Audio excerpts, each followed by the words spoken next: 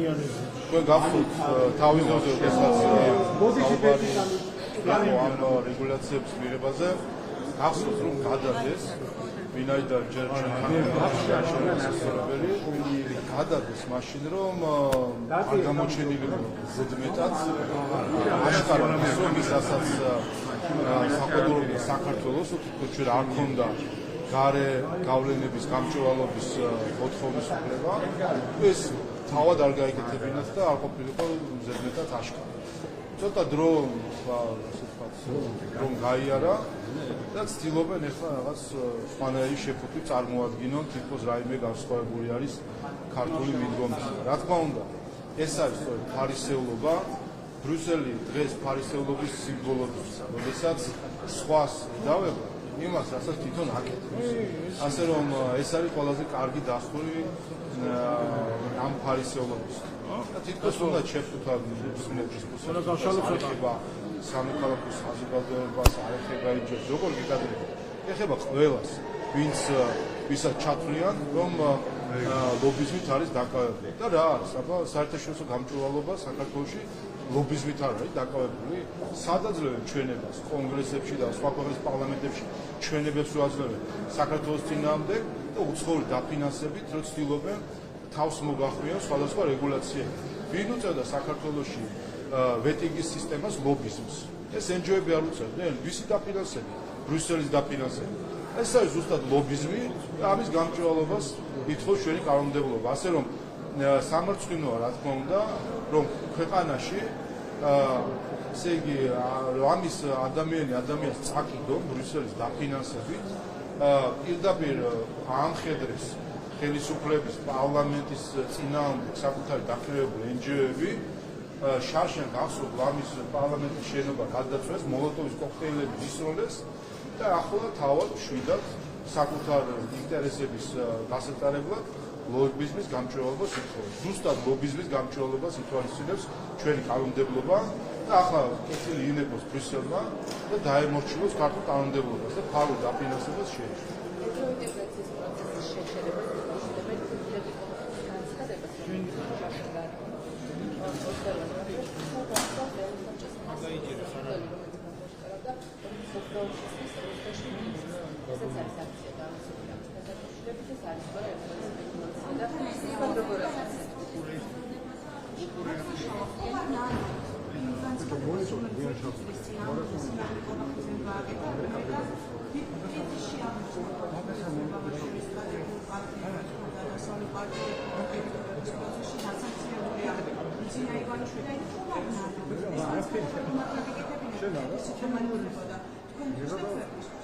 Ზოგადად რატომ იკლებენ დღეებს არ ვიცი, პროტესტი დაიწყო 2024-26 ოქტომბერს 8 საათსა და წუთებზე, როდესაც რადიკალურმა ოპოზიციამ რამდენიმე ელჩმა აკპობმა გაიგეს, რომ დამარცხდნენ პირწმინდად ქართულ ხალხთან და გამოვიდა სალომე ზურაბიშვილი და ამ ყველაფერს უწოდა ხანუსული ოპერაცია, გაყალბება 300,000 ზეციური ქართველი და ასე შემდეგ. 26 ოქტომბრიდან არის ეს პროტესტი, რომელიც მოდის მარტივი კაპრიზიდან, რომ მომცირესობა უნდა მართოს უმრავლესობა, რომ გარედან უნდა იმართოს საქართველო, რომ ფეხზე ცალფეხზე მდგომები უნდა იყოს ხელისუფლებაში და არა საქართველოს ინტერესების გამტარებელი. ასე რომ თარიღები ერევა ვიღაცას როგორ ჩანს და რატო იკლებენ არ ვიცი, ერთ წელზე მეტია მიმდინარეობს გარედან მართული ტერორი იმისთვის, რომ ანტიდემოკრატიული გზებით ჩაანაცვლო ხელისუფლება. რაც შეეხება ირაკლი ყოყალხიძის განცხადებას, წაიკითხეთ და ყოველ მის სიტყვას ვაწერთ კიდევ ერთხელ. ჩვენ დადასტურდა ამის შემდეგ კიდევ უფრო დადასტურდა თუ რამდენად სწორი იყო ეს განცხადება. 2024 წლის 27 ივნის ბრიუსელმა იმისთვის რომ გავლენა მოეხდინა საქართველოს არჩევნებზე სამხრივად შეწყვიტა დიალოგი საქართველოს ხელისუფლებასთან გაწერიანების საკითხებს და ეს აღიარა ცოტა ხნის წინ წერილობით მათ შორის საელჩო. ასე რომ ის რაც შეჩერდა 2024 წლის ივნისში ვერ შეჩერდებოდა 2024 წლის ნოემბერში. ეს ერთი. მეორე რაც ითქვა მაშინ და რაც ჩანდა 26 ოქტომბრიდან 28 ნოემბრამდე მონაკვეთში ჩანდა რომ საქართველოს ხალხთან დამარცხებული ზოგიერთი ევროპელი ბიუროკრატი და პოლიტიკოსი ცდილობდა რომ ევროკავშირის საკითხი გამოეყენებინა შანტაჟის იარაღად ქართული ხალხის წინააღმდეგ. და საქართველოს და ქართული ხალხი ყოლოდა მუდმივ შანტაჟის ქვეშ, რომ ახლა მოლაპარაკებას გაგიხსნი ამ საკითხში შენ თუ მარცხენა ფეხზე დადგები, გაგიხსნი მეორე საკითხზე თუ კი მარჯვენა ფეხზე დადგები, აი ესე დამამცირებელ მდგომარეობაში უნდათ დაეყენებინათ ქართული ხალხი და ამიტომაც ითქვა რომ საქართველოს ხელისუფლება აცხადებდა სრულ მზაობას და ამოიღეთ ციტატა და ნახეთ რაზე იყო საუბარი 28 ნოემბრის განცხადებაში რომ საქართველოს ხელისუფლება გააგრძელებს ქვეყნის მომზადებას ევროკავშირის წევრობისთვის და არაერთხელ გვიქნავს რომ საქართველოს იქნება 2030 წელს ყველაზე მომზადებული ევროკავშირის წევრობისთვის და ეს კლასს ეს რჩება რომ ჩვენ ყველაფერს გავაკეთებთ თუმცა ჩვენ მათხოვრობას ბრიუსელის ბიუროკრატიას არ დაუწყებთ. აი ეს უნდა მაშინ ბრიუსელის ბიუროკრატიას, რომელიც პირდაპირ ჩაერია მისი ელჩის ხელით საქართველოს არჩევნებში, რომლის პოლიტიკოსები ჩამოდიოდნენ აქ და ვიწყობდნენ მიტინგებს, დღეს ვნახე შვედეთის საგარეო საქმეთა მინისტრის განცხადება და ერთი სიტყვითაც კი არ გამიჯნია შვედეთის ხელისუფლების წარმომადგენელს, რომელსაც მაიდნისკენ მოუწოდებდა ხალხს. მაიდნისკენ მოუწოდებდა შარშან არჩევნების შემდეგ. აი ამას გვიკეთებდა ჩვენ შარშან ევროპელი პოლიტიკოსები და ბრიუსელი, რომ აქ უნდათ მაიდანი, აქ უნდათ სისხლისღვა, აქ უნდათ არეულობა, ოღონდ ხელისუფლებაში მოეყვანათ საკუთარი მარიონეტები. და ზუსტად ამის პასუხი იყო, რომ საქართველოს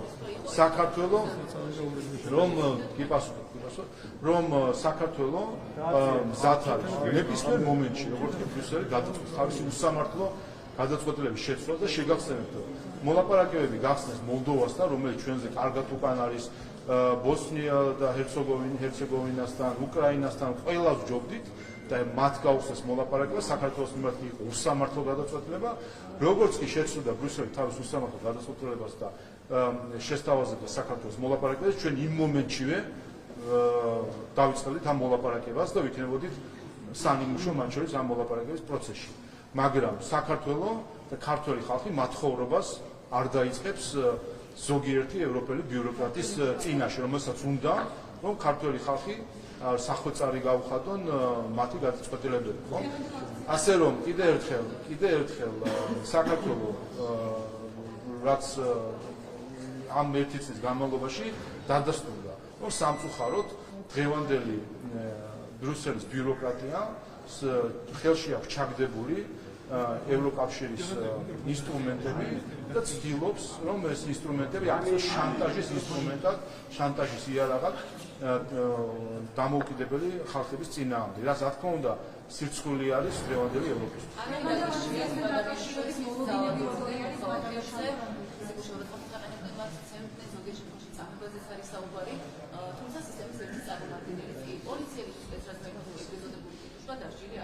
გამიხსენებთ თქვენ ამ აქციების შემდეგ მახსოვს კომენტარი გააკეთეთ და ამბობთ რომ ცალკეულ გადაცემებზე პასუხისმგებლობა დადგებაო ძალიან გაგებობს თქვენი კომენტარი იყო საუბარი სახელმწიფო სექტორთან სპეცრაზმები და ასე შემდეგ ცალკეულზე კი არა ერთიც კი არ დადგა ვიხარით რატო მიუხედავად თანმიმდევრული პირველი ჩვენ ვიხილეთ შარშან ეს იყო გარედან წაქეზებული ხარდაჭერილი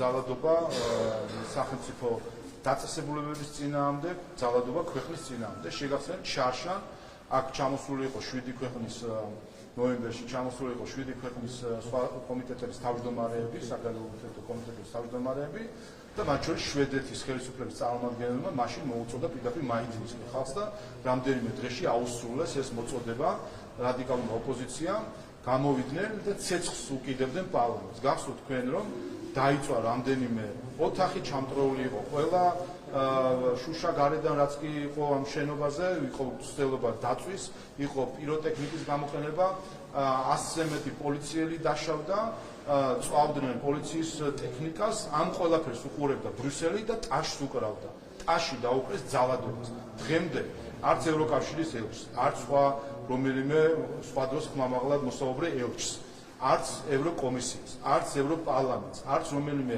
ხმამაღლა მოსაუბრე ევროპას დღემდე ხავს უსვა დღემდე არ დაუგმიათ ერთი სიტყვითაც ის ძალადობა რომელიც მათი დაფინანსებული NGO-ებისგან მათი მხარდაჭერილი პოლიტიკოსებისგან ვიხილეთ ჩვენ შარშან ამ დროს როდესაც პარლამენტს წვავდნენ და შემდეგ გახსოვთ ევროპარლამენტის ერთ-ერთ ოფისს თუ არ ვცდები სოფიაში ბულგარეთში შესასვლელთან ცეცხლი დაანთეს პროტესტის მონაწილეებმა და ამაზე ერთი ამბავი ჰქონდათ ატეხილი მთელს ევროკავშირში ეს როგორ მოხდოდა აქ წვავდნენ მათი დაფინანსებული ადამიანები წვავდნენ პირდაპირ პარლამენტის შენობას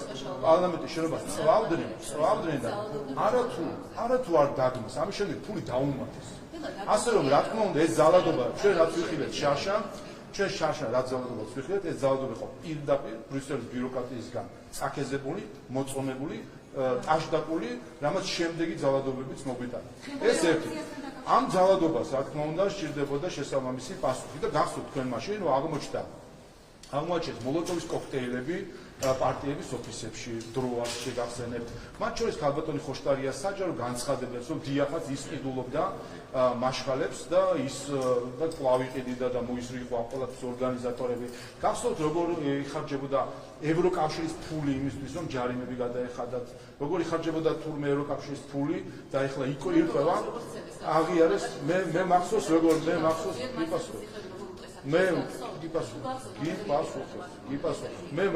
მახსოვს ისპეთის დღევანდელმა ხელმძღვანელმა რომ აღიარა რომ შარშან ისინი ევროკავშირის ფულით ყიდულობდნენ აქციის მონაწილეობის და აქციის მონაწილეებს აძლევდნენ პოლიციისთვის წინააღმდეგობის გასაწევ აღჭურვილობას აეწინებათ და ასე შემდეგ. ასე უყურეთ მიუყვეთ ნაბიჯ პირველი დასკვნა რომელზეც როგორი ყველა თავხდებით რომ შარშან ძალადობრივი აქციების მონაწილეს არც ერთი ქმედება არ დაუგმია ევროკავშირს და ბრიუსელს რომ შარშან არათუ დაგმეს მათი დაფინანსებული NGO-ებისგან წამოსული ძალადობა ამას ფული დაუმატეს. ანუ შევთანხმდეთ რომ ბრიუსელმა მოიწონა წაახალისა და ტაში დაუკრა მოძალადეებს და ფული დაუმატა. ეს შევთანხმდეთ. ან შარშან ძალადობრივი აქცია თქვენ არ გინახავთ შარშან მარშხალებს რო არ გინახავთ რას ესწრებდნენ ჰაერში ისვდნენ თუ შენობას ესწრებდნენ ეს ნახეთ პარლამენტს ესწრებს არ გახსოვთ თქვენ აი გრიფია შეიძლება ჩაფიდე ფასად შეიძლება დაინახავთ ალბათ აი რა თქმა უნდა ეს ხომ აჩვენებს რომ უყურეთ აი ამას როგორ შეიძლება თქვენ ქვეყანაში თქვენ საქართველოს მოქალაქეა ამ ქვეყნის შვილი როგორ შეიძლება თქვენ ქვეყანაში თქვენ ამ პარლამენტს 90-იან წლებში ესწრებდა ზარბაზნები მანამდე 2024 წლამდე 34 წლით ადრე ამ ქვეყანაში პარლამენტის შენობა ზუსტად იმავე ადგილიდან ესწრებდნენ ზარბაზნებს და ავტომატებს და ზუსტად იგივე სცენა გაიმეორეს 2024 და თქვენ ამის არათუ დანახვა არ გინდა და თვალებს იბრმავეთ ამ ყველაფრის მიერ და ეს დაინახეთ კიდე კარგი რომ გადარჩა მაშინ ქვეყანა უარეს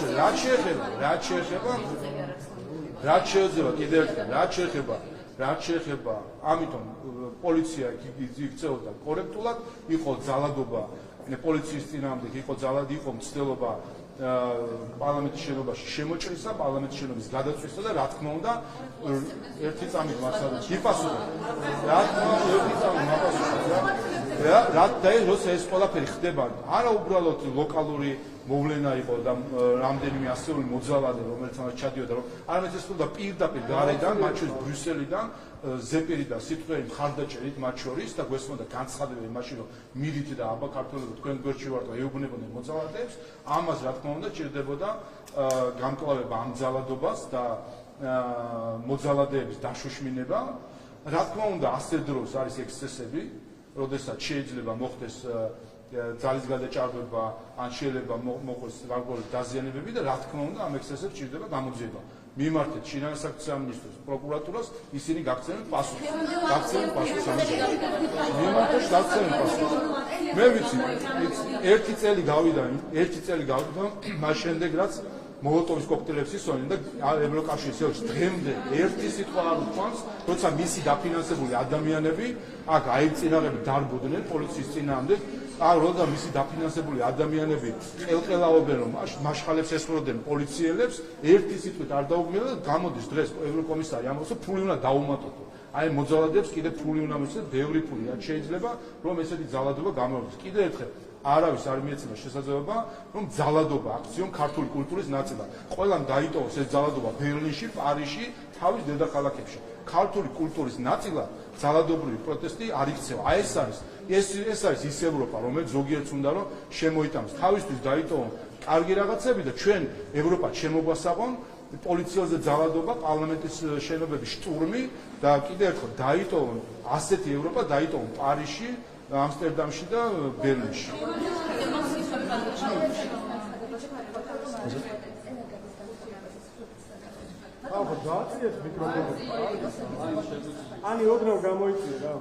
კიდევ ერთხელ სამწუხაროდ ჩვენ მე სხვადასხვას ვიტყვათ რომ რა შეუკვეთეს და რა ჩამოგვივა. ჩვენ როცა ვსაუბრობთ ევროპაზე, უპირველეს ყოვლისა ვსაუბრობთ ჩვენ ევროპაზე.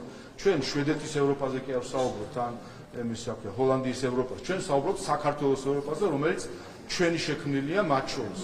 და დღეს სხვათა შორის აღვნიშნავთ კოტე მაყაშვილის 150 წლის იუბილეს საქართველოს წერათა კავშირის პირველი თავმჯდომარის.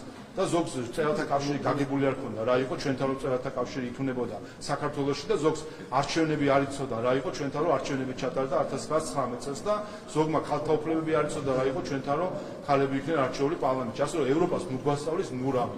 ნურც ერთი დედაქალაქი ჩვენ ევროპას ნუ გვასწავლის. სამაგიეროდ ჩვენ შეგვიძლია აუხსნათ შვედეთის საგარეო საქმეთა სამინისტრო. მანამ სანამ შვედეთის მთავრობა და საგარეო საქმეთა სამინისტრო არ გაემიჯნება და არ დაგნობს მისი ხელისუფლების წარმომადგენლის ერიკ ოტოსონის მიერ 2024 წლის ნოემბერში მაიდნისკენ მოწოდებას აი აქ რუსთაველზე მდგომი ხალხის მიმართ მანამ სანამ ისინი ამას არ დაგმობენ ყველაფერი დანარჩენი განცხადება საქართველოს მოკავშირეებით არის ფარისევლობა და რა თქმა უნდა ყოველ ჯერზე როდესაც ასეთ უტიფად ფარისევლობას მოვისმენთ ჩვენ შვედეთის ხელისუფლებისგან ყოველ ჯერზე შევახსენებთ რომ მათი ხელისუფლების წევრი არის ერიკ ოტოსონი რომელიც აქ მაიდნისკენ მოგვიწოდებდა აი მაიდანს რა შედეგები აქვს დღეს ყველა უყურებს უკრაინაში რა ხდება აი ამისკენ მოგვიწოდებდა შვედეთის ხელისუფლების ერთ-ერთი ლიდერი ჯერ ამას გაემიჯნონ ამისთვის ბოდიში მოუხადონ ქართულ ხალხს და მე თქვა რაიმე ტვიტი დაწერონ და განცხადება გააკეთონ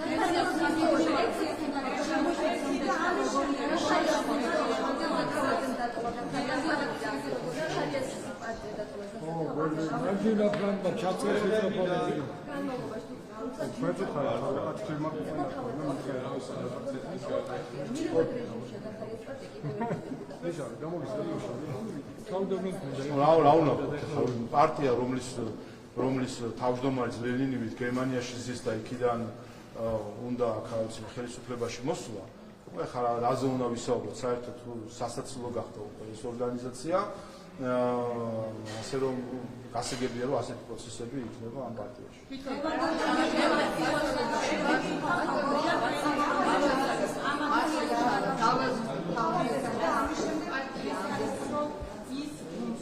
არა პოლიტიკური გადაწყვეტილებით არამედ უნდა რომ დაუბრუნდეს საკუთარ პროფესიულ მომავალებამ და აკადემიის საკუთრების იურისტი არისო. ეს რამდენად სარწმუნო არის ამ შემთხვევაში, როგორ ფიქრობთ და ზოგადად ამ პარტიიდან ადამიანების გადინება თქვენ რას უკავშირებთ? მათ არასდროს პოლიტიკას პირიქით არ უნდა თქვენ. ნუ აი ესენი იყვნენ ამ პარტიის სახეები, ხო? ზაზა თავაძე, ნათლია ბედრიშვილი, თეონა კუბარდია, ყველამ დატოვა ხოლო თავად გახარია, როგორც ვთქვით, ახლა გერმანიაში სწავლობს თუ ასწავლის ვერ გავერკვეთ, მას სტიპენდიატი რო არის, ეს გავერკვეთ. თავიანში, ასე რომ კიდე ერთხელ, სასაცილო არის. როდესაც მე ერთხელ ვიტყვი, ნებისმიერი პარტია, ორგანიზაცია, ჯგუფი, მნიშვნელობა არა, რომელიც საწყისში დგას ღალატის, რომელიც ღალატის თესლიდან აღმოცენდება, რა თქმა უნდა, იმ პარტიას, იმ გაერთიანებას, იმ კავშირს არანაირი მომავალი არ აქვს, იმიტომ რომ შხამიანი თესლიდან მხოლოდ წარე ნაყოფი გამოდის.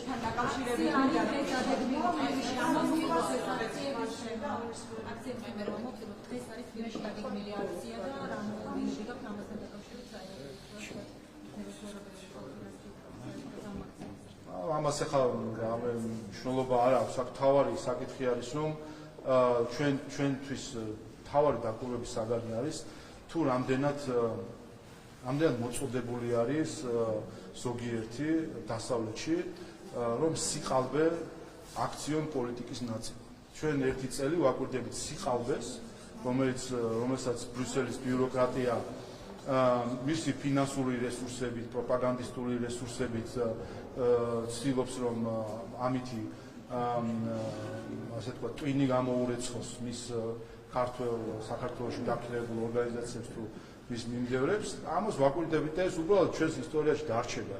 გავა წლები და ამ პერიოდს და აი ამ ჯგუფს ადამიანებისაც და ამ ყველაფერს გავიხსენებთ იმ არა ირონიით თუ როგორ მოხდა ადამიანების გარკვეული ჯგუფის ზომბირება და ტვინის გამორეცხვა სიყალბით და ეს სიყალბე როგორ იყო ევროკავშირის დროშით როგორ მოძრაობდა საქართველოს თბილისის ქუჩებში. ასე რომ ჩვენ ამას ხედავთ და სამწუხარო ეს არის რომ დღეს ბრიუსელმა შეძლო ის რომ საკუთარი თავი გააიგივა ძალადობასთან, საკუთარი თავი გააიგივა დეზინფორმაციასთან, საკუთარი თავი გააიგივა პროპაგანდასთან. აი ეს გააკეთეს ბრიუსელის დღევანდელმა ბიუროკრატებმა, ესე იგი აგურ ნაშენები რეპუტაცია ევროკავშირისა, რეპუტაციას ამსხვრევენ ქართული ხალხის და არა მხოლოდ ქართული ხალხის თვალწინ. პირველი დეკემბრიდან საქართველოს მოქალაქეებს პოლონეთში გამარტივებული გზით სამუშაო ვიზის მიღების საშუალება აღარ ექნებათ. პოლონეთში ეგრეთ წოდებული განაცხადების საფუძველზე განსაქმების მექანიზმი უქმდება ჩვენი ქვეყნის მოქალაქეებისთვის. ადამიანები კარგავენ ბუკმაკური შრომის კიდევ ერთ წყაროს ქართული ოცნების ანტიდასავლური პოლიტიკის წყალობით. იმიტომ რომ ეს ის გამოწვევის გადაწყვეტილება რომ საქართველოს მოქალაქეებს პოლონეთში გამარტივებული გზით სამუშაო ვიზის მიღების საშუალება აღარ ექნებათ. ქართული სერვაში. თქვენ ხშირად აკრიტიკებთ ზოგადად ის რომ პოლონეთის მთავრობას საკუთარ მიგრაციის პოლიტიკას ამკაცებს ან ერთი ან მეორე მიმართულებით ქართული ოცნება აღარ შუაში არის, ხო?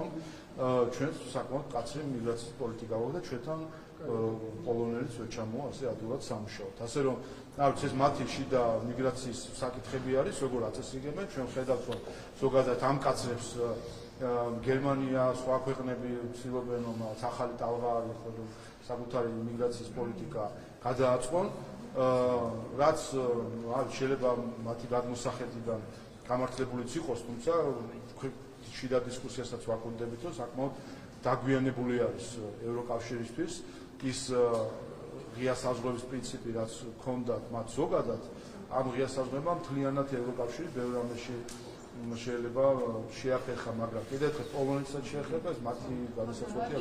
იმას რითიხსნით, რომ ეს აკრძალვა მხოლოდ საქართველოს მოქალაქეებს ეხება, სომხეთი, ბელორუსია, მოლდოვა, უკრაინა, ამ ქვეყნის მოქალაქეებს ისარგებლებენ ბატონო შალვა დასაქმების პროგრამით. მარტო საქართველოს მოქალაქეებს რო ეხება, არ ფიქრობთ, რომ თქვენი პოლიტიკის არა, რა თქმა უნდა, ეს არ არის. რა თქმა უნდა, იმიტომ რომ თუ არა და ვითხარით რა ხდებოდა. დავიკავშირე ეს საჯარო ინფორმაცია იყო, რამდენი კვირის წინ იყო ეს გადაწყვეტილება მიღებული და მათ შორის თქვენს მედიაშიც იყო ამასთან. თქვენს მედიაში გადაახვიდეთ უკან და თუ არ ვცდები, რამდენიმე კვირის წინ იყო, როდესაც ამაზე ვსაუბრობთ, დღეს როგორც ჩანს, ან ძალაში შედის, ან ამოქმედა უпростоრად დღეს იყო საელჩოს მხრიდან, უბრალოდ ამის ინფორმაციის არა ნიშნავს იმას, რომ ეს არის მიგრაციის პოლიტიკის ნაწილი პოლონეთის, საქართველოსთან იქ სამუშაოდ მაძიებელთა რაოდენობა იყო დიდი და შეხედეს იმ ქვეყნებს, საიდანაც დიდი იყო, იქიდან უფრო მკაცრი რეგულაციები შემოდის. რის დასწრებებში. პოლონეთზე ექნება უპირველესად სუდი გავლენა ეკონომიკური, ვინაიდან როდესაც მუშახელი რახანი ჩადიოდა, ნიშნავს, რომ იქ იყო მოთხოვნა მუშახელზე, არ ვიცი ხა როგორ აპირებდნენ ეს მუშახელი დააკმაყოფილება. რაც შეეხება საქართველოს მოქალაქეებს, ყველას ჯერ ესეთი საქართველოში დეფიციტი არის და გჭირდება მუშახელი, ასე რომ კარგი, მე მინდა გითხოთ, ან თუ შეიძლება რა ხუთიანისთვის უნდა მოვას. აი მე ვიხოთ მაშინ.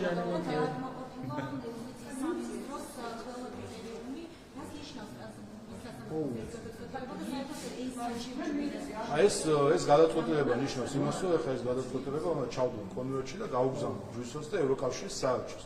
აი ვეტინგს რატო ითხოვდნენ გახსოვთ მოსამართლეების გადამოცემას რატო გთხოვდნენ და რატო ფორმალურად რა იყოს ნამდვილი მიზეზი რაც არის ძალიან კარგად ხედავთ მათ შორის აი უკრაინაში ნაბუდა სხვები რასაც აკეთებენ ესეც აჩვენებს კარგად რომ რეალური მიზეზი რატომაც უნდათ ჩვენ სხვადასხვა სისტემაში საკუთარი ფეხის ჩადგმა იყო რომ კონტროლი მოეპოვებინათ მათ შორის სასამართლო სისტემაზე თუმცა ფორმალურად მაინც ამბობდნენ თითქოს რაღაც სისტემა მოსამართლეების არჩევის თუ დანიშნვის არ იყო გამართული მიუკერძოებლობა ასე შემდეგ აი მთელი ეს პროცედურა მოსამართლის დანიშნვის უზენაეს სასამართლოში განსაკუთრებით მთელი ეს პროცედურა სტრასბურგის სასამართლო კონტროლში გაატარა და ყველაფერი რაც მანამდე ჩვენ ზოგიერთი ელჩებისგან ევროპარლამენტარებისგან და ასე შემდეგ მოსმენილი ქონდა ყველაფერი ეს იყო ტყუილი და რომ ქართული სისტემა მოსამართლის გამწესების ამ შემთხვევაში უზენაეს სასამართლოში ზოგადად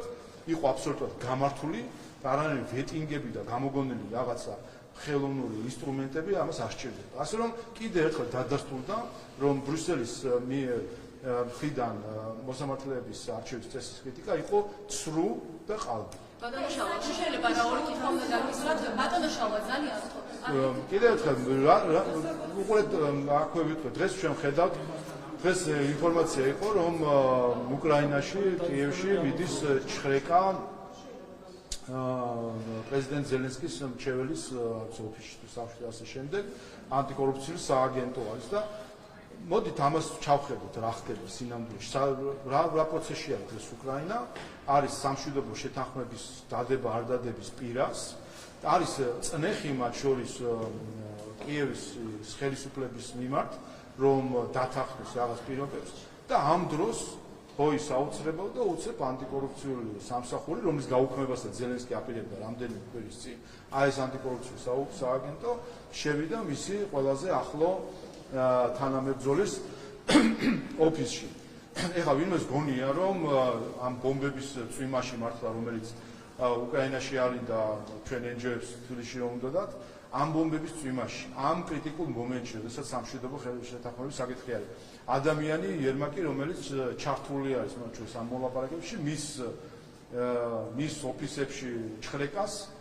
ატარებს ვინ თქვენი აზრით ეს არის უკრაინული ინსტიტუცია თქო და არა აი ეს არის ზუსტად რასაც ქვია გავლენა უცხო ქვეყნის გავლენა სახელმწიფო ინსტიტუციებზე ეს არის ჩანერგვა ადამიანების სახელმწიფო ინსტიტუტებში და მართვა სხვა ქვეყნისა ამ სახელმწიფო ინსტიტუტები დღეს უკრაინას არათუ ომის დაწყებას და დამთავრების საკითხის გადაწყვეტა აღარ შეუძლია იმასაც ვერ წყვეტენ ვინ დაიჭირონ და ვინ გაუშვან აი ეს არის მთელი ტრაგედია დღეს ამ დღეებში ასაც უყურებთ ჩვენ უკრაინაში რომ სუვერენიტეტის ბრძოლის ეგიდით სუვერენიტეტი სულად დათმის და ეს არის რომ პრეზიდენტ ზელენსკის პირდაპირ გარედან ჩარევით ანტიკორუფციული სააგენტოს თუ რაც ქვია სახელი მისი გამოყენებით პირდაპირ უჭერენ ვისაც უნდა იმას დაუჭერენ და ვისაც უნდა იმას გაუშვენ სულად არის გარედან მართული და ეს იყო თავის დროზე სასამართლო ხელისუფლებაში ვეტინგის მოთხოვნის მთავარი მიზეზი ფარული მიზეზი რომელსაც არ ამბობდნენ ფარული მიზეზი ზუსტად ეს იყო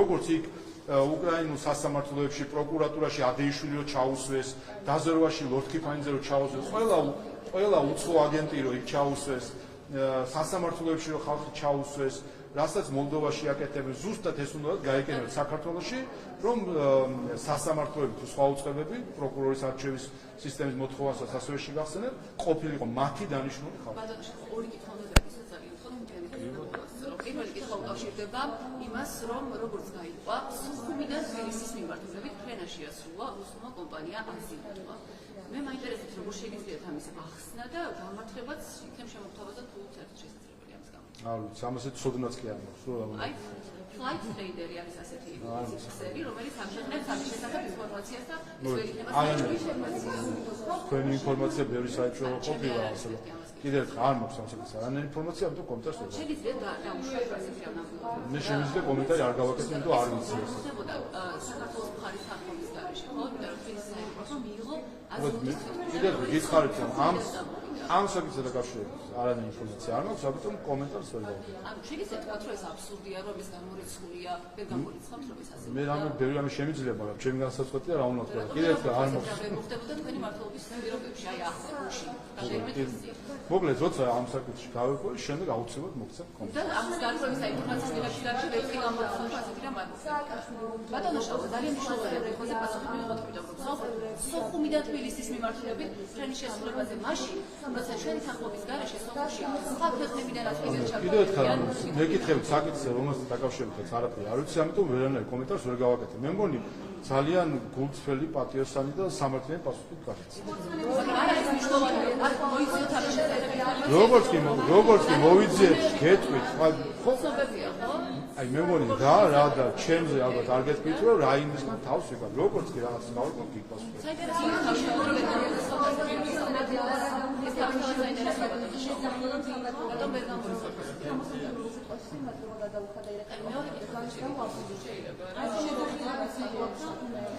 რა გითხათ ხა ნაცი რუსთაველზეც ნაცია, სტადიონზეც ნაცია და სპორტის სასახლეშიც ნაცია. ნაც რა უნდა უთხრა, როდესაც ამ დროს ახლა რამდენიმე ათეული ადამიანი რაღაც ესეთ აქციას ჩადის, რა უნდა ველაპარაკო. ნაცია. ელჩემი საუბრობ ბატონო შალვა და მე მითხრა რამდენიმე სინამდვილე განცხადება თავები ვერდები და იქნებ ის დამიქრეთ ელჩემი საუბრობს ეს რა არა ის ახლა ამ კითხვის დასაწყისად ძალიან რაიცი ანუ თქვენ კრიტერიუმების შესახებ რამდენიმე ისე თქვით რომ ის უკრაინაში ომის დაწყების დროს ვამსდებით, თქვენთან კაბინეტში იმყოფებოდა, მაგიდაზე მუშტებს აბრახუნებდა და მოგიწოდებდათ ესკალაციისკენ ამ ომში ჩართვისკენ. აი ამ ომის ჩართვა არ მითხარით და საანქციების დაწესებისკენ მოგიწოდებდა და არჩევას მემხარეს ვიქნებოდი თუ მათ არ. თქვენ თქვით რომ ომში ჩართვისკენ მოგიწოდებდაო და სწორედ ამ აი მე რო გკითხეთ მაგალითად რომელი ელჩი მოგიწოდებდათ ომში ჩართვისკენ, თქვენ მითხარით ამის პასუხად რომ მიგითხარით და მომიწოდ ესკალაცია ახსენეთ, სიტყვა ესკალაცია გამოიყენეთ. აბა ესკალაცია არის სანქციის დაწესება რა. ანუ ომში ჩართვისკენ ახლა ამბობთ რომ არ მოგიწოდებდათ კელი დეგნანი. ამ კითხვის პასუხად გაიხსენეთ კელი დეგნანთან შეხვედრა. როცა ჩვენ გკითხეთ, ვინ იყო მაგალითად ის ელჩი, ის პირი საერთოდ ვინც მოგიწოდებდათ ომში ჩართვისკენ. მე კიდევ ერთხელ გიპასუხეთ მაშინას და პასუხობთ ეხლაც კი არ პასუხობთ ამაზე ცელი პოსტი მაგ დაწერილი ერთი. ობრაიანი ხო ის ყოფილი სახელმწიფო მინისტრის ყოფილი ობრაიანი აქ რო იყო ჩამოსული მასთან და მაშინდელერშთან დანიგანთან ერთად მასაც მოუწევი ეს ამბავი და ეს უთხარი საყოველთაოდ უთხარი მე რომ როგორ წარმოგიდგენიათ 28 თებერვალს 4 დღის დაწყებული ომი და კიევს არის მიმდგარი რუსეთის არმია და ამერიკის ელჩი მოდის ჩემთან კაბინეტში და მეუბნება ნაცვლად იმისა რომ ქართველებო ახლა და ეს გიპასუხეთ ქართველებო ზედმეტად ახლა თავს ნუ გამოიჩენთ ახალი პრობლემა აქ არ შექმნათ ახალი ესკალაციის კერა აქ არ შექმნათ აგერ რუსეთის ჯარი ახლოს არის რამე არ მოხდეს რომ მე თქვენს არ იყოთ კიდე ცალკე საშუალები ნაცვლად ამისა მოვიდა და პირველი სიტყვები იყო ის რომ რა ხდება შეშფოთებულია ვაშინგტონი აირჩიეთ ახლა ნათელ მხარეს ხარ თუ ბნელ მხარეს რატომ არ აწესებთ სანქციებს დააწესეთ სანქციები ნებისმიერი ახსნა ნების ესეც თქვენი სიტყვები ხო ეს კადეტანის მნიშვნელობით ახლა ჩემ კაბინეტში და ჩემ კაბინეტს მივიღოთ მე მუშტებს ვერანაირ მიგრახონებს იმისთვის რომ აღგვეწერა მკაცრი ტონი რომ უნდა აგვერჩია ახლა აქ იქნებოდა ნათელ მხარეს იქნებოდა თუ ბნელ მხარეს და რაც არ უნდა მეთქვა უხსნიდი რამ გარემოებს არანაირი პასუხი არ აინტერესებდა თავარი პასუხი აინტერესებდა ის რომ გვეთქვა კი დავაწესებთ სანქციებს რა თქმა უნდა როცა დააწესოს სანქციებს ნიშნავს კი წავალ ესკალაციაზე რუსეთთან და რუსეთთან ესკალაციას რა მოძდევს შედეგად ეს მანამდე 4 დღით ადრე ქონდა ნანახი კიევში როგორ დაიწყო ყველაფერი და უკრაინაში და ჩვენ გამოცდილებით ვიცით რაც ხდება ეს ასე რომ ეს უთხარი ზუსტად სახელმწიფო მდივნის თანაშემწე თვალწინების დამდებობა ობრაიანის და მე ესე უნდა მოიქცეს ხო სტრატეგიული პარტნიორი ეს ხო ჩემი კითხვა და ამ კითხვაზე მისი პასუხი იყო და ამაზე კიდევ ერთხელ ცელი პოსტი მაქვს დაწერილი ჩახედეთ მაცადეთ მე აფეო პასუხი ჩვენ გამოგიგზავნა პასუხი ამ თემაზე დაწყო შეკითხვას ჩვენ არ ვიცით სახელმწიფო დეპარტამენტი ერთი სამი აი ასე უწოდოთ მე ხო და ეხლა აი მამა უბრალოდ აი კიდე დავამატე აი ობრაინს ესაუბრე ამასთან დაკავშირებით და უთხარი კიდევაც რომ და წელი ტექსტი პირველად ეს ისტორია რამდენიმე თვის წინ მაქვს დაწერილი ცელი პოსტი ამასთან დაკავშირებით და პირადად ნათქვამი მაქვს სახელმწიფო მდივნის მაშინდელ მაცადე და ჩემ კითხვაზე რომ ასე უნდა იქცეოდეს თუ არა და რა იყო საერთოდ ეს და მაშინ რომ დაგვეჯერებინა თქო თქვენი ელჩისთვის თქო და რომ წავსულიყავით ამ ამაზე რა ქვია სანქციები და ესკალაციაზე დღეს ვისი ტანკი იდგებოდა გარეთ არავინ არის ეს უცხარი და ეს უნდა ყოფილიყო და ამაზე პასუხი მისგან იყო რომ ცოტათი ალბათ გადავაჭარბეთ რომ მაშინ ელჩებსო დავალება ქონდათ რომ მიდითო და ყველა უნდა ხარ სანქციები დააწესო და ალბათ ცოტა შეგვეშალა რომ თქვენი სპეციფიური მდგომარეობა რომ ოკუპირებულია თქვენი ქვეყნის ტერიტორიები იმ ქვეყნის მხრიდან რომელმაც ახლა მეორე მსოფლიო ომის შემდეგ ყველაზე დიდი ომი დაიწყო და ეს სპეციფიკა სამწუხაროდ ვერ გავითვალისწინეთ თქო და ჩემი პასუხიც ეს იყო რომ ხო, ხდება ხოლმე რა შეცდომები. უბრალოდ აი ამ შეცდომებზე რომ იქ რო ყოფილიყო ნაცმოძრაობის რელოს და სხვათა წარმომადგენლები, რომლებიც მაშინაც მეუბნებოდნენ, მაშინ გაიხსენეთ შემეკითხვის პასუხად, ვინ გთხოვდა ჩართვას. ანუ სახელმწიფო დეპარტამენტმა თქვენს განცხადებას უწოდა. ახლა ამბობი რომ ჩართვა თქვენთვის არ მოხდა პრეზიდენტს. დეპარტამენტის პასუხად ხომ გადაწყდა. არ ვიცი სახელმწიფო დეპარტამენტთან არანაირი კომუნიკაცია მე არ მქონია ასე. თქვენ არ გქონიათ, მაგრამ საჯაროდ გამართლებული მათ ვერ გამიზავდით პასუხი. სახელმწიფო დეპარტამენტის ადამიანს სახელი გვარი აქვს ეს პასუხი. სახელმწიფო დეპარტამენტის სახელი და გვარი არის ადამიანი არის. ჩემი პასუხი ამაზე მე არა მხოლოდ თქვენ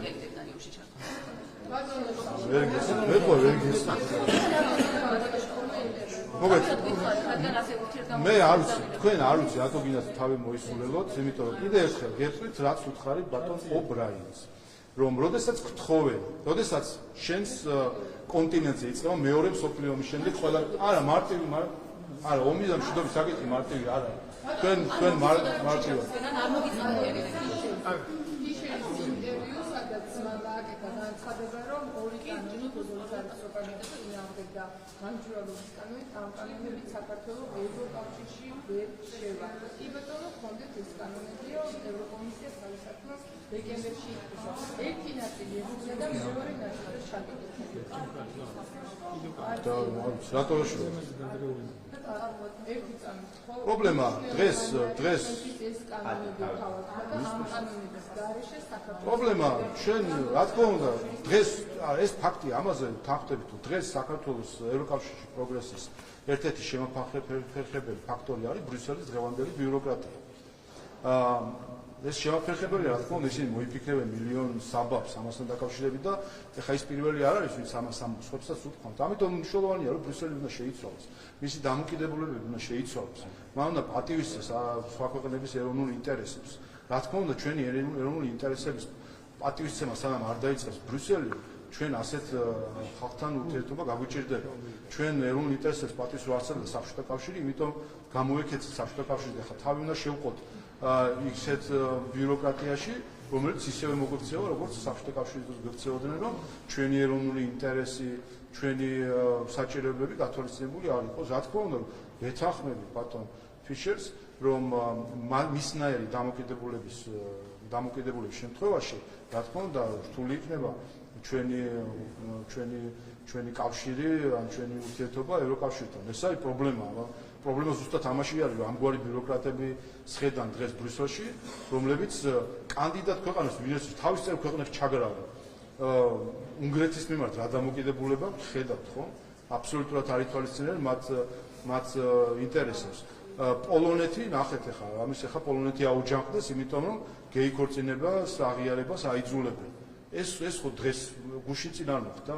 მიპასუხოს ამაზეც ბატონ ფიშერ შეუძლია. პოლონეთს ახლა აძალებენ გეი ქორწინების აღიარებას და თან ახლა ოღონდ ისე რა ქვია, თან ისე რა ქვია, ვირეშმაკული ქცევით რომ არაო, კანონის თქვენთან კი არის საკნათო რა ქვია, დაუშვათო. სხვაგან რო წავლენ საქორწინოთ ის აღიარეთო და ანუ პოლონეთის მოქალაქეები რაღაც რა ვიცი საქორწინო ტურიზმში რო გადავდნენ გერმანიაში და იქ ხელს მოაწერენ და უკან დაბრუნდება და ოჯახი რო დაერქვა ამ ყველაფერში ამ შესაკრებების გადანაცვლებით ჯამი ხო არ იცვლება ჯამში ხო გამოდის რომ პოლონეთს აძალებენ რომ გეი ქორწინება აღიაროს როგორც ქორწინება ასე რომ რა თქმა უნდა ბატონ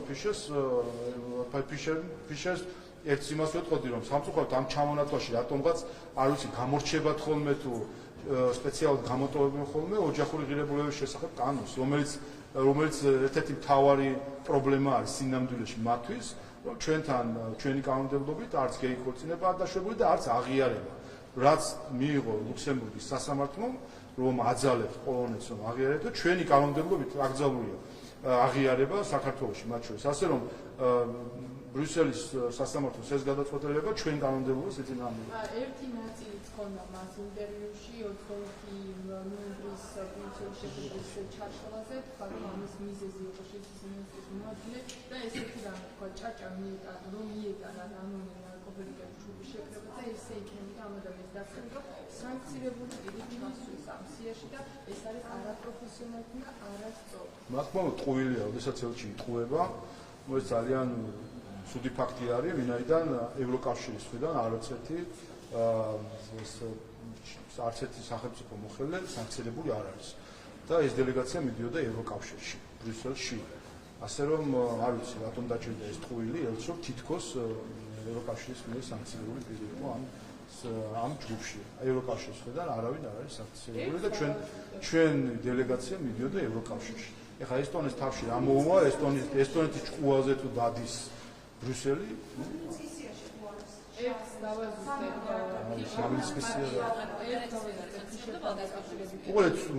არ ვიცი, ეხლა თუ არის ბრიტანეთის გავლენის ქვეშ თუ არის ეხლა ბრიუსელი და ესტონეთის ჭკუაზე თუ დადის ბრიუსელი, უნგრეთის ჭკუაზე რატო არ დადის? და უნგრეთის ჭკუაზე რატო არ დადის? უნგრეთმა მაგალითად დიპლომატიური პასპორტებისთვის რომ სავიზო შემოიღეს, უნგრეთი არ გათავ. უნგრეთის ჭკუაზე რატო არ დადიან? უნგრეთის ხელისუფლებას ასეთია. ანუ ევროკავშირი პრორუსულიც არის თუ რა არის. ანუ აი ეს სინამდვილეში, აი ეს რა გითხათ, აი ეს წვრილმა აბსოლუტურად წვრილმანი უდონო თავხედობა, რასაც ჩვენ ხედავთ ქართული ხალხის მიმართ, გახდა სამწუხაროდ სამარკო ნიშანი დღევანდელი ბრიუსელის ბიუროკრატიის და გერმანიის ელჩის განცხადება, რომ ამასთან დაკავშირებით განცხადებაც ამისი დასტურია. კიდევ ერთხელ ევროკავშირს არ ყავს არც აბა მაშინ რაღაცა მჭირდებოდა ეს კონსენსუსები და ვერ დავასანქციეთო დავასანქციეთო თუ კი თურმე ბატონ ცახნაძე არის ჩამოკიდებული მთელი ევროკავშირი რომ თავში მოუვა ესტონეთის ხელისუფლებას რაღაცა და რომ ყველაზე გამორჩეულ ქართველს პერსონა ნონ გრატას გამოაცხადებს ლაშა ტალახაძეს გულისხმობ მთელი ესტონეთის ოლიმპიური გუნდს რომ იმდენი მედალი არ აქვს მოპოვებული ამდენიც ლაშა ტალახაძესთან აი ამას რომ იტყვის რომ ეს ადამიანი ესტონიის ტერიტორიაზე არის ასურველი არისო ეხა ამ ხელისუფლებას და იმ საგარეო საქმეთა მინისტრის ჭკუაზე რომ დადის ბრიუსელი ამას რომ ეს არის პრობლემა რომ ესტონეთის საგარეო საქმეთა მინისტრის ჭკუაზე დადის ბრიუსელი ესეთ ბრიუსელთან ჩვენ როგორ შეიძლება საერთო ენა მოვნახოთ როცა მიტინგზე მდგომი საგარეო საქმეთა ესტონეთის საგარეო საქმეთა მინისტრის ჭკუაზე დადის ამხელა ორგანიზაცია რომელიც ამბობს რომ ღირებულებები რა ღირებულებებს გასაუბრებს სიცრუეა ძალიან ბევრი არასიმართლე არ და ზოგადად რა გითხათ ახლა აღარ ვიცი მინდა კომენტარი გავაკეთო ბატონი ფიშერის ფაილი ჩვენთვის დახურული პოლიცია კორექტულად იქცეოდა აი მინდა რომ კადრებს შეხედეთ და ალბათ ზვიად მაისაშვილის ცემის კადრია რატომ ერთი წლის შემდეგ არ არის არც ერთი პირი ნაპოვნი ამ ვიდეოზე ვინც ჩანს მის ეხლა გაჩვენოთ თქვენ ხო ვერ დაინახეთ პარლამენტის შენობას როგორ წავდნენ ხო რა დაინახეთ თქვენ პოლიციის მანქანით როგორ წავდნენ არა მაინც ის დაინახეთ თქვენ დაგანახოთ ხო გაჩვენოთ როგორ წავდნენ არა მე გიპასუხე მაგას უყურეთ არა თუ გიპასუხე რა თქმა უნდა ის ესე იყო რა თქმა უნდა დამაშავება მოიძენოს რა თქმა უნდა დაიწყებულეთ ეს მე გიპასუხება თქვენ იმისი კეთილსინდისიერებაც კი არ ყოფილ რაც ნამდვილად იცით რომ ამ პარლამენტს ეწყობდნენ მაშხადებს თქვენ ნამდვილად იცით რომ პოლიციელებს ეს მოწა არა ათობით ადამიანიან ნაწილი ქართულ კეთილსინდისიერებაზე რომელიც იმისი კეთილსინდისიერებას არ ყოფილ იმის კეთილსინდისიერებას არ ყოფილ იმისი კეთილსინდისიერება არ ყოფილ და ამბობთ რომ ეს არ